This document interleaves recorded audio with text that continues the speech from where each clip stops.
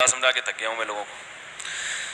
میں ایک on line web site پہ کام کرتا ہوں. اس پر میں نے 10,000 انویسٹ کیے ہیں. اس پہ ڈیلی مجھے ایڈز دیکھنے ہوتے ہیں. اگر کوئی دن مس کروں گا تو میرے پیسے کٹ جائیں گے. یہ کام کرنا کیسا ہے؟ ایڈ دیکھنے کی جو اجرت ہے نا یہ صحیح نہیں ہے. اس لیے کہ گوگل یہ سمجھتا ہے کہ یہ اتنے زیادہ لوگوں کو تک یہ ایڈ پہنچ چکا ہے اور ایک ہی آدمی بیٹھ کے اس کو مختلف آئی ڈیز سے کلک کر رہا ہوتا ہے. یہ گوگل کو دھوکہ دینے والی بات ہے. تو یہ جائز نہیں ہے. اگر اس کے علاوہ کچھ اور پوچھا ہے تو مجھے سمجھ میں نہیں آیا پھر سوال. جو جہاں تک میں سمجھا ہوں ان کے سوال کا مقصد یہ ہے. لیکن اگر اس کے علاوہ کچھ اور ہے تو بعد میں دوبارہ پوچھیں. کچھ اور پوچھنا چاہ رہے ہیں تو.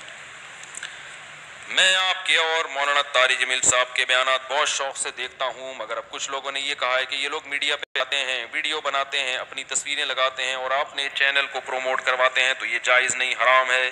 اور اس وجہ سے مولانا طارق جمیل صاحب کو ریوڑ کے ممبر پہ نہیں بٹھاتے. آپ مجھے تفصیل سے بتائیں اور مجھے کلیئر کریں. ان کو ممبر پہ نہیں، ایسی بات نہیں ہے. ان کو ویڈیو تو وہ بہت پہلے سے بنا رہے ہیں. وہ کیوں نہیں بٹھاتے وہ جماعت والے جانے. وہ تو بہت سے لوگوں کو نہیں بٹھا رہے. تبلیغی جماعت میں جو بھی آرڈر آتا ہے نا اس میں کیوں کی اجازت بولو بھائی نہیں ہے. کہ کیوں جماعت میں بعض دفعہ اس لیے بھی پیچھے کر دیا جاتا ہے کہ تبلیغ میں شخصیت پرستی بالکل بھی نہیں. اب حضرت مولانا کا بیان جیسے ہی ہو رہا ہے تو پورا ریوڑ بھر گیا. سمجھ رہے ہیں نا. تو تبلیغ میں اس چیز کو نہیں مانتے کیونکہ اس کا مطلب یہ ہوا کہ مولانا طارق جمیل صاحب دنیا سے گئے تو تبلیغ کا کام بھی ختم. سمجھ رہے ہیں. تو وہ کہتے ہیں بھائی کام کو فوکس کرو، شخصیت کو فوکس مت کرو.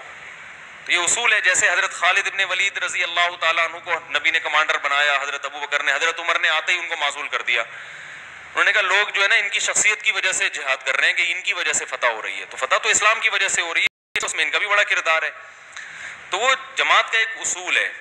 باقی جو بڑوں کے کام ہے نا بچوں میں کے لیے اس میں ٹانگ اڑانا، دخل اندازی اچھا بول دے کیوں نہیں بھائی نہیں ہے. وہ جانے بڑے حضرات ہیں ہمارے لیے سب قابل احترام ہے. مولانا اور ریوڑ کے بزرگ بھی، اگر وہ کوئی دار اسلام سے تھوڑی خارج کیا انہوں نے، ٹھیک ہے نا. تو یہ ان چیزوں میں نہیں پڑنا چاہیے. اس سے فتنہ اور فساد کے علاوہ کچھ بھی حاصل نہیں ہوتا. باقی ویڈیو بنا رہا ہوں میں یا چینل کو پروموٹ کر رہا ہوں تو ویڈیو بنانا تو حضرت مفتی تقی عثمانی صاحب کا فتویٰ ہے، دارالعلوم کرنگی کا فتویٰ ہے، جامعۃ الرشید کا فتویٰ ہے، سعودی عرب کے تو 99% علماء کا فتویٰ ہے. تبھی وہ حرمین کی ویڈیو بنتی ہے. تو وہاں تو لوگ اعتراض نہیں کرتے. یہ حرم کی پوری حج کی پوری ویڈیو آتی ہے.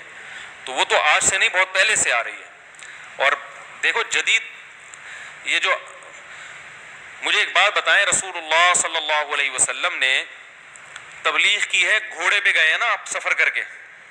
آج تبلیغی جماعتیں کس پہ جاتی ہیں؟ جہاز میں بیٹھ کے، حالانکہ پی آئی اے میں جاتی ہیں. آپ اندازہ لگاؤ. تو شکر ہے پہنچ جاتی ہیں پی آئی اے میں. اب تو میں سوچ رہا ہوں کہ چلیں چھو بعد میں بتاؤں گا، زیادہ بات لمبی ہو جائے گی. جی لوگ نماز کے لیے بیٹھے، ان سے کوئی نماز ہو گئی. اچھا بھائی نماز ہو چکی ہے. لاک ڈاؤن کی وجہ سے نا 1:30 بجے نمازیں ہو رہی ہیں. اگلے ہفتے سے انشاءاللہ 1:20 پہ بیان شروع ہوگا اور 2:20 پہ بیان ختم ہو جائے گا.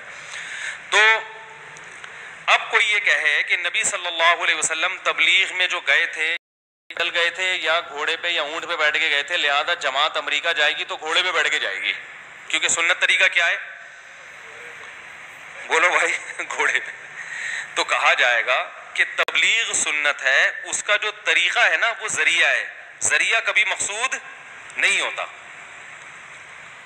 ذریعے کو جو مقصد بنا لے گا وہ ہدف تک کبھی بھی نہیں پہنچ سکتا. ہدف کیا ہے؟ اپنی بات لوگوں تک پہنچانا. یہ نبی کا ہدف تھا. تو نبی صلی اللہ علیہ وسلم کے دور میں بات کو پہنچانے کا آسان راستہ کیا تھا؟ اونٹ اور گھوڑے. اگر کوئی اور چیز ایجاد ہو جاتی تو آپ صلی اللہ علیہ وسلم اس پہ سفر کر کے جاتے. اب آپ مجھے ایک بات بتاؤ کہ ایک آدمی تبلیغ کرنے کے لیے گھوڑے پہ جا رہا ہے، اسلام کی تبلیغ کرنے کے لیے اونٹ پہ بیٹھ کے یا گھوڑے پہ بیٹھ کے. دوسرا کفر کی تبلیغ کرنے کے لیے جماعتیں بھیج رہا ہے جہاز میں. وہ جہاز میں پوری دنیا میں جماعتوں کی تشکیل کر رہا ہے. جیسے عیسائیوں کی مشنریاں ہیں وہ بھیج رہے ہیں جہاز میں. تو کس کی دعوت دنیا میں پھیلے گی؟ جہاز والے کی پھیل جائے گی نا. جو اونٹ پہ بیٹھی ہوئی جماعت ہے وہ تو 4-5 سال کے بعد جا کے امریکہ پہنچے گی، اور وہ بھی ہو سکتا ہے آدھے پہنچے آدھے راستے میں ہی شہادت کا اجر مل جائے.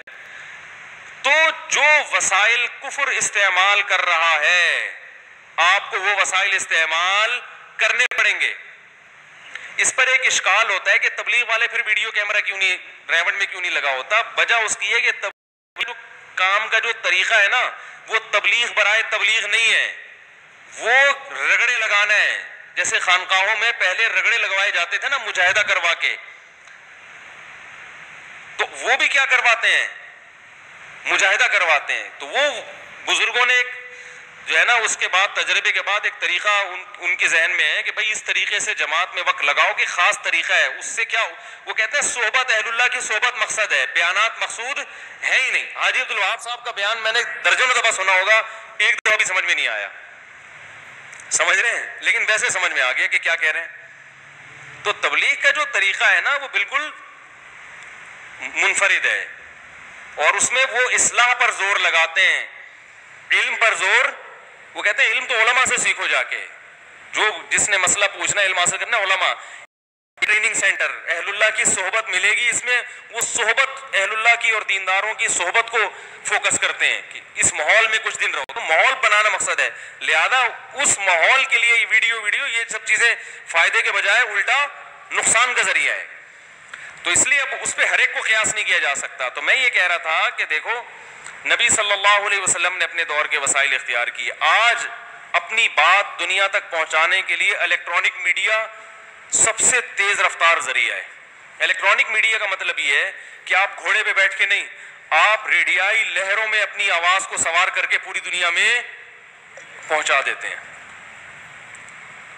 تو جو ریز کا استعمال کر رہا ہے وہ ایک سیکنڈوں میں اپنی بات پوری دنیا تک پہنچا دے گا, اور جو باطل قوتیں ہیں اور جو اہل حق ہیں وہ اپنی بات پہنچانے کے لیے وہ پرانا طریقہ استعمال کریں گے. تو بھائی باطل کی بات پہنچ جائے گی, حق کی بات بولو بھائی نہیں پہنچے گی.